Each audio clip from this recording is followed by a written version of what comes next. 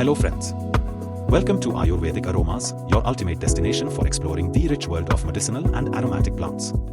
नमस्ते दोस्तों, क्या आपने कभी किसी व्यक्ति को धीरे धीरे अपना शरीर नियंत्रित करने की क्षमता खोते हुए देखा है? हाथों का कांपना, चलने में कठिनाई और चेहरे के भावों का कम हो जाना, यह सिर्फ कमजोरी नहीं बल्कि एक गंभीर न्यूरोलॉजिकल बीमारी हो सकती है जिसे हम पार्किंसंस रोग कहते हैं।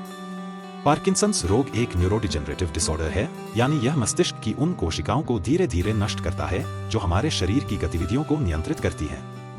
इस बीमारी में मुख्य समस्या होती है डोपामिन नामक न्यूरोट्रांसमीटर की कमी। डोपामिन हमारे शरीर के मूवमेंट को नियंत्रित करता है। जब मस्तिष्क के सबस्टेंशिया निग्रा क्षेत्र की कोशिकाएं नष्ट होने लगती हैं, तो डोपामिन का स्तर कम हो जाता है और परिणामस्वरूप शरीर के संकेत गड़बड़ा जाते हैं। इस बीमारी के लक्षण धीरे धीरे दिखाई देते हैं। शुरुआत में हल्का कंपन, खासकर हाथों में, फिर शरीर में जकड़न, चलने की गति का धीमा होना और शरीर का संतुलन बिगड़ना। लेकिन यह केवल शारीरिक लक्षणों तक सीमित नहीं है। पार्किंसंस के मरीजों में डिप्रेशन, नींद की समस्या और याददाश्त में कमी भी देखी जाती है। अब सवाल उठता है कि यह बीमारी होती क्यों है? तो सच्चाई यह है कि इसका एक निश्चित कारण अभी तक पूरी तरह स्पष्ट नहीं है, लेकिन कुछ जोखिम कारक जरूर हैं, जैसे बढ़ती उम्र, आनुवंशिक कारण और कुछ पर्यावरणीय तत्व जैसे वायु प्रदूषण और कीटनाशकों का अधिक संपर्क। अब बात करते हैं इसके उपचार की। आधुनिक चिकित्सा विज्ञान में पार्किंसंस का कोई स्थायी इलाज अभी तक उपलब्ध नहीं है, लेकिन इसके लक्षणों को नियंत्रित करने के लिए कई प्रभावी दवाएं दी जाती हैं। इनमें सबसे प्रमुख है लेवोडोपा, जिसे एल-डोपा भी कहा जाता है। 1960 के दशक से ही लेवोडोपा का व्यापक रूप से पार्किंसंस रोग के उपचार में उपयोग किया जाता रहा है। लेवोडोपा मस्तिष्क में जाकर डोपामिन में बदल जाता है और लक्षणों को कम करने में मदद करता है, लेकिन समय के साथ इसका प्रभाव कम हो सकता है और कुछ दुष्प्रभाव भी देखने को मिलते हैं। इसके अतिरिक्त इसकी उच्च लागत के कारण लंबे समय तक कई मरीज इसके नियमित उपयोग में सक्षम नहीं थे और इसी वजह से इसके विकल्पों की तलाश शुरू हुई, जिसमें जड़ी बूटियां भी शामिल थीं।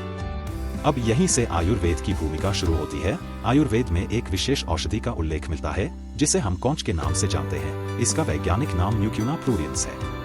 कौंच बीज को आयुर्वेद में वात रोगों का श्रेष्ठ उपचार माना गया है और सबसे रोचक बात यह है कि इसमें प्राकृतिक रूप से वही तत्व पाया जाता है, लेवोडोपा, जो आधुनिक चिकित्सा में उपयोग किया जाता है। हिंदी में इसे कौंच, केवाच, खुजनी, अंग्रेजी में इसे horse eye bean, velvet bean, cowhage, common cow itch एवं संस्कृत में इसे कपिकच्छु, आत्मगुप्ता व मरकटी भी बोलते हैं।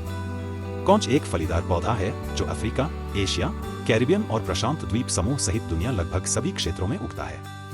हालांकि विभिन्न अफ्रीकन देशों में इसकी फलियों को उबालकर भोजन के रूप में इस्तेमाल किया जाता है। साथ ही यह अपने अपने कामोत्तेजक, अनुकूलक और औषधीय गुणों के लिए प्रसिद्ध है, जिसका उपयोग सदियों से पारंपरिक चिकित्सा में कई बीमारियों के इलाज के लिए किया जाता रहा है, जो यौन प्रदर्शन में सुधार, रोग प्रतिरोधक क्षमता बढ़ाने और गठिया के लक्षणों को कम करने में सहायक माना जाता है।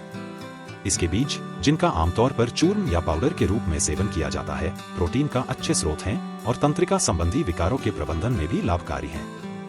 कौंच बीज पर कई वैज्ञानिक अध्ययन किए गए हैं और इसके लेवोडोपा घटक ने पार्किंसंस रोग में सहायक होने की क्षमता दिखाई है। एक क्लिनिकल परीक्षण में पाया गया कि 30 ग्राम कौंच बीज का मिश्रण पारंपरिक लेवोडोपा दवाओं की तुलना में अधिक लाभकारी साबित हुआ। इस अध्ययन में यह भी देखा गया कि लक्षणों में तेज और लंबे समय तक राहत मिली और खास बात यह है कि इससे डिस्किनेसिया या अन्य डोपामिनर्जिक दुष्प्रभावों में वृद्धि नहीं हुई। यह निष्कर्ष इस बात की ओर संकेत करता है कि कौंच पार्किंसंस के प्रबंधन में एक संभावित विकल्प या सहायक चिकित्सा में उपयोगी हो सकता है। इसके अतिरिक्त कौंच बीज में मौजूद एल-डोपा मांसपेशियों के समन्वय को बढ़ाता है, जिससे पार्किंसंस रोग से पीड़ित रोगियों में कंपन और अकड़न से राहत मिलती है तथा साथ ही कौंच बीज का प्रतिदिन सेवन स्मृति और एकाग्रता में सुधार कर सकता है। लेकिन यहाँ एक बहुत महत्वपूर्ण सावधानी समझना जरूरी है। कौंच बीज में लेवोडोपा तो होता है, लेकिन इसमें कार्बिडोपा नहीं होता, जो आधुनिक दवाओं में लेवोडोपा के दुष्प्रभाव को नियंत्रित करने के लिए जरूरी होता है। इसलिए यदि इसे बिना उचित मार्गदर्शन के लिया जाए तो इससे मतली, चक्कर या मानसिक भ्रम जैसे दुष्प्रभाव हो सकते हैं। आयुर्वेद में इसे सीधे कच्चे रूप में नहीं लिया जाता, बल्कि शोधन प्रक्रिया जैसे कि उबालने के बाद चूर्ण के रूप में उपयोग किया जाता है। अक्सर इसे दूध या अन्य औषधियों के साथ दिया जाता है ताकि इसका प्रभाव संतुलित रहे। इसलिए सबसे जरूरी बात यह है कि इसका सेवन हमेशा किसी योग्य आयुर्वेदाचार्य या चिकित्सक की सलाह से करें। अंत में यह समझना जरूरी है कि पार्किंसंस एक गंभीर लेकिन नियंत्रित की जा सकने वाली बीमारी है और कौंच बीज एक आशाजनक औषधि है, लेकिन यह कोई चमत्कारी इलाज नहीं है। सबसे बेहतर तरीका है आधुनिक चिकित्सा और आयुर्वेद का संतुलन, सही समय पर निदान, नियमित व्यायाम, संतुलित आहार और उचित उपचार। ये सभी मिलकर जीवन की गुणवत्ता को बेहतर बना सकते हैं। अगर आपको यह जानकारी उपयोगी लगी हो तो इस वीडियो को लाइक और शेयर जरूर करें। और ऐसे ही वैज्ञानिक और आयुर्वेदिक जानकारी के लिए चैनल को सब्सक्राइब करना न भूलें। धन्यवाद।